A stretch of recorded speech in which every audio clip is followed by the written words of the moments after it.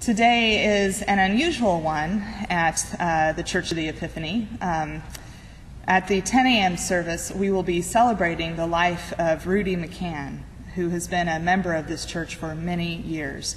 I can't tell you how many people have told me that Rudie and her husband Rod were the people that welcomed them when they first came to the church. Rudie passed away peacefully on Saturday, June 16th, after turning 85 on June 14th and celebrating her 64th wedding anniversary on June 15th. Now, it's unusual to do a funeral or memorial service on a Sunday, but it's not inappropriate. Every Sunday is a celebration of the resurrection. Every Sunday, we celebrate God's triumph over death in Christ.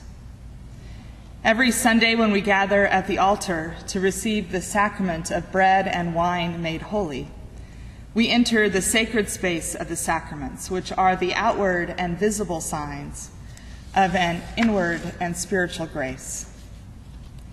The bread and wine are the outward and visible signs of our spiritual sustenance and the grace we receive as members of Christ's body. Today, our readings focus on the power of God as creator, and God who remains in relationship with creation, stilling the storms and restraining the seas. This is not the clockmaker God who set the world in motion and then sits back to watch it unfold.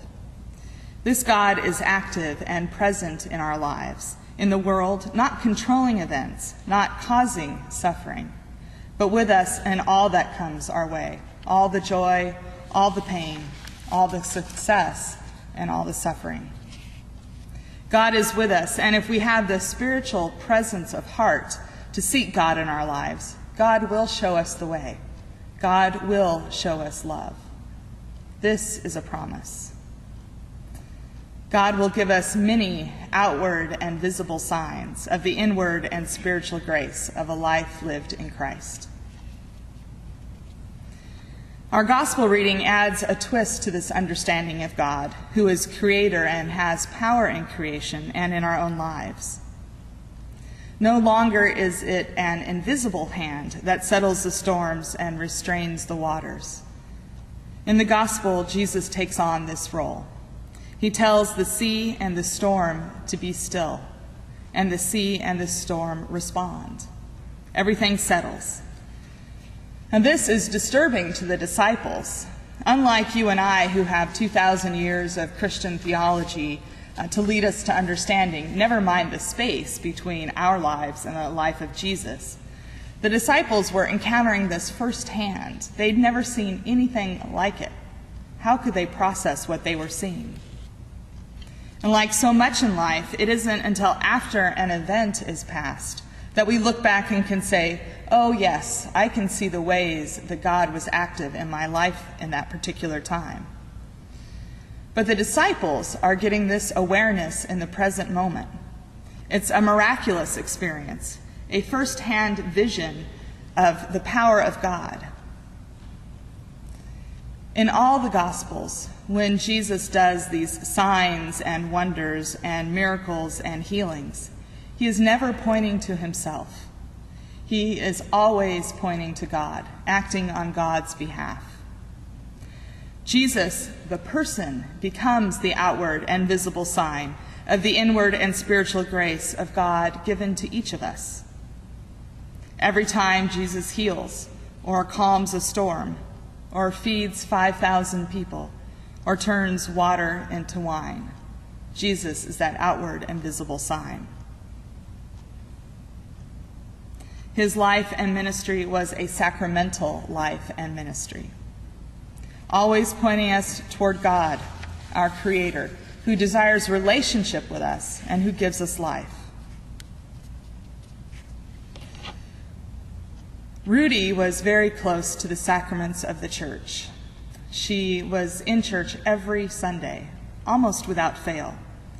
And it was only a few weeks ago that we saw her in church for the last time, and she received communion.